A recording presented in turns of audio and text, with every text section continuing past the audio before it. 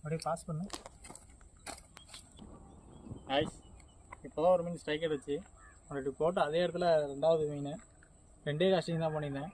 தரமான மறுபடியும் சம்பாவில் ஒரு தரமான ஸ்ட்ரைக்கு.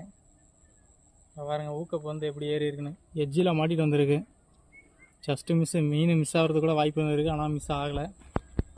நம்மளுக்கு ஒரு நல்ல லக்குன்னு தான் சொல்லணும். இது ஒரு 1/4 கிலோவுக்கு மேலே வரும். நல்ல ஒரு நாட்டு விரால். ஓகே.